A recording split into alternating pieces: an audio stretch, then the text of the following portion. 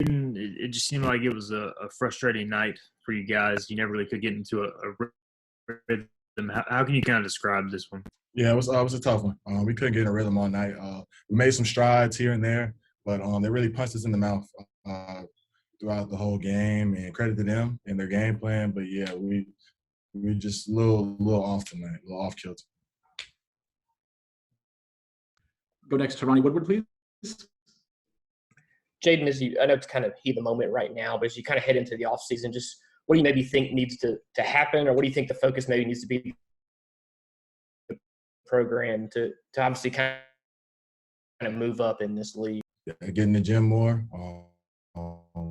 Try to get better mentally and physically, and just really just be a student of the game.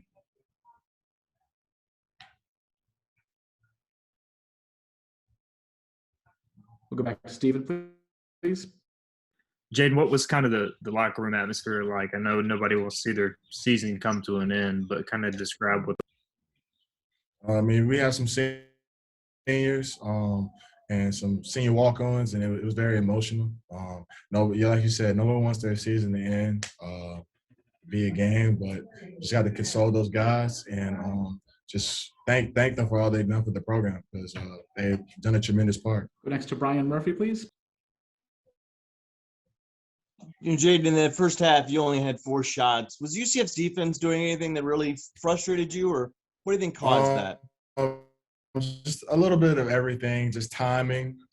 I had some looks that I could have got from my teammates, but they made good plays throughout the night. And just credit to them. They've been doing Coach Dawkins. He does a really good job of scheming for me, and I was able to be effective in the second half. We got some good looks, but so just credit to their defensive scheme on me. I think Chuck called him. Did you call on me there, Chuck? You're up, Patrick. Okay, thank you. Jayden, as far go from the high of beating Houston, you guys play a couple of close losses to some really good teams, but then things are shut down. Did you ever feel like you guys were ever just able to kind of get out of the starter's block? Besides like our non-conference, after we came back from Christmas break, we haven't been in a rhythm at all during the second half of the season. But it's nothing we can control. I mean, we're going through a pandemic, so we just got to do what we got to do. Teams are still coming out of pauses and still playing well. So we just have to be able to adjust to that. And this will be a learning experience for how to deal with this next season. Okay, we'll take a couple more for Jayden. We'll go to Dan Tortora, please. Jayden, just kind of going off of that, what you can say about navigating through this as a student athlete and such an interesting year and a very trying year, I'm sure, on you as a player, that we don't get to see the fact that you don't really have a life. You go to practice, you go to your games, you go back to your room, you can't really do anything. How have you handled this season, and what can you say about the life of a student athlete? It's tough for everybody. So I'm gonna speak for myself. I mean, I'm a selfless guy. I'm a team first guy. So I'm not gonna jeopardize my teammates or our season by going out. But things happen. So I mean, people catch COVID from the court. So if you catch it from the court, you can't really help it. But it's just a mental thing and a mental aspect. And then sometimes it's draining. It's draining on you. And I feel for all the student athletes. This is just a very draining season. You don't know when you're gonna play games. It could get canceled left and right. You could be on pause, not doing anything. Can't play basketball. So I just speak to, like, I understand any student athlete going through stuff, and we just got to be there for them as teammates and brothers. Great, Jayden. Thanks so much for your time. We'll excuse you back to the locker room. Yeah, thank you.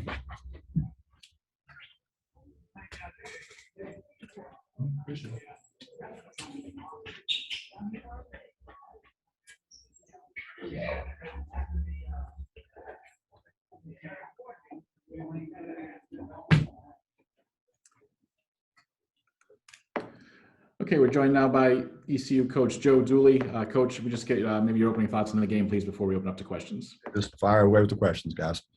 All right, then we'll start with Stephen Ago, please. Joe, it just seemed like UCF got up quickly and then kind of controlled the pace, and you guys made a run at times second half. But how do you kind of sum this one up?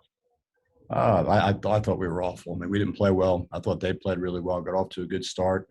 Hurt us with some, our ball screen. We hadn't given up that many layups off of ball screen defense in a while, and they bothered us early with ball screen. Then the second half, they just punished us inside with post play. Okay, we'll take the next one from Ronnie Woodward, please. Joe, when you look at UCF's won 12 straight in this series, and 3 this season, is it just kind of when that happens with two teams, is it a matchup thing? Is it mental at all when one team just kind of has that advantage over another for a long period of time? I think it's been a bad matchup. I mean, I thought, our first year they hit with Taco and Aubrey Dawkins and all those guys had a lot of experienced guys. And now, I do think Mahan and obviously when they took Perry, they've stayed old and, got old and stay old. And I think those guys have developed. And obviously Reynolds, although he's a freshman, played really well against us, both games. And Diggs played really well against us. So I think it's been a matchup as well. I don't know. I can't imagine any of our guys even know about the streak, to tell you the truth. Go to Patrick Johnson for the next one, please. Coach, it seemed like they really put the clamps on Jayden in the first half and obviously struggled from 3, so that didn't really open things up inside or really give him any room. Did one thing kind of lead to the other, or was it just a case of just not knocking down those 3s tonight? Well, the court's going to get short every time you don't make 3s. I mean, people are just going to shrink the court on you, and they did. We didn't get to the free throw line as much as we had been recently, but, when you're not making 3s, it's going to shrink the court, and that's what they did. We'll go to Dan Tortora for the next one, please. Coach, can you just speak? I asked Jayden about this from the student-athlete point of view, but just how you've taken this season and just what it's been like to coach through a pandemic and have to deal with the fact that you really don't have a life, and seeing these student-athletes do the best that they can in a situation that's obviously very unique to the time. I think that, first of all, we're not frontline responders, so it's not like we're doing anything, overly heroic. But I do think that these guys and young ladies have been unbelievably vigilant. I think they've done an unbelievable job trying to do what they want to do, which is play basketball. And a lot of sacrifice on their part. I'm proud of our guys. I'm sure that every other coach is proud of their young ladies and young men also. And it's been unique for everybody as a society. But I think they deserve a lot of credit for the sacrifices that they've made in order to play the game they love. Okay, time for 2 more. We'll go to Jonathan Alfano, please.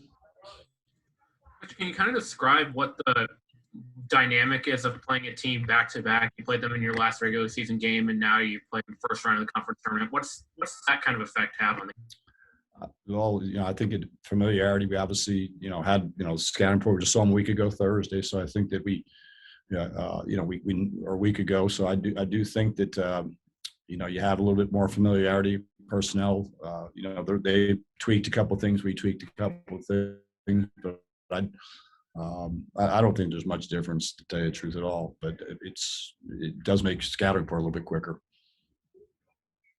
And we'll take the last one from Stephen Igo.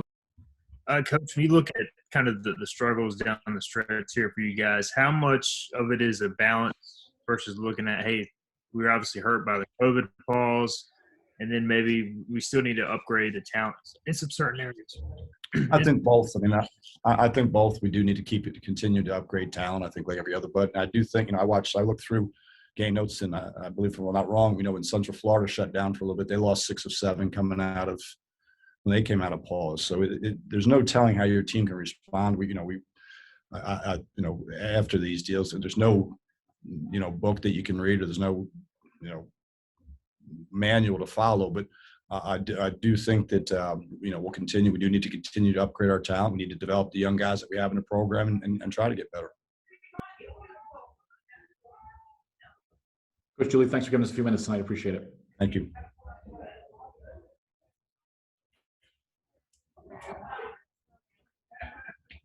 Yeah, sorry about the noise.